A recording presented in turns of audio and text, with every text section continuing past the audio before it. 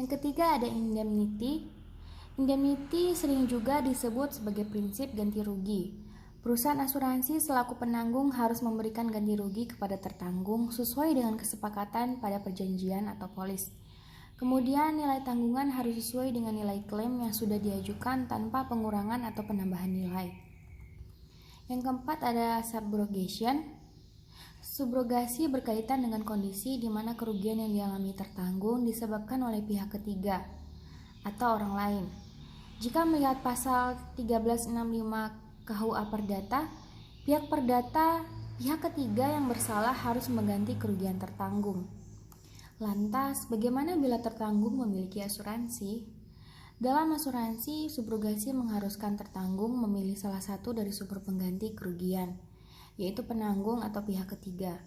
Tertanggung tidak boleh memilih dari keduanya, karena tertanggung akan mendapat penggantian melampaui yang semestinya. Lain halnya jika tertanggung tidak mendapat ganti rugi secara penuh dari pihak ketiga, maka tertanggung dapat meminta hak ganti rugi sesuai dengan selisih yang ada kepada penanggung. Demikian pula apabila tertanggung sudah mendapat penggantian dari penanggung, maka tertanggung tidak boleh menuntut pihak ketiga. Yang kelima ada contribution. Pernah mendengar kerabat Anda dirawat di rumah sakit dan biayanya di-cover oleh dua asuransi yang berbeda? Nah, kondisi tersebut adalah contoh dari prinsip contribution.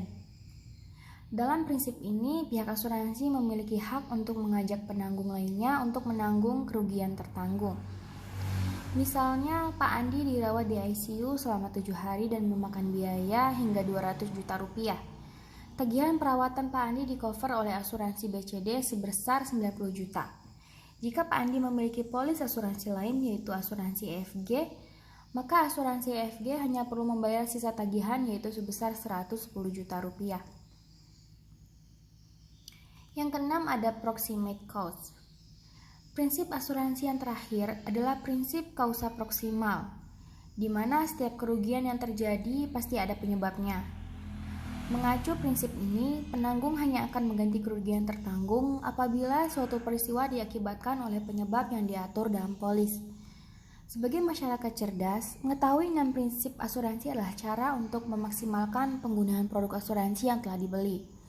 Hal ini juga membantu Anda untuk menghindari kesalahpahaman di kemudian hari.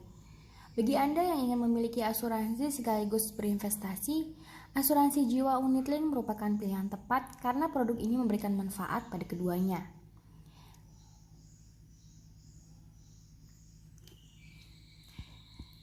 Jadi teman-teman udah pada paham belum tentang prinsip-prinsip asuransi ini? Semoga informasi yang aku berikan di video kali ini bisa bermanfaat untuk teman-teman semuanya ya. Terima kasih yang udah menonton video ini.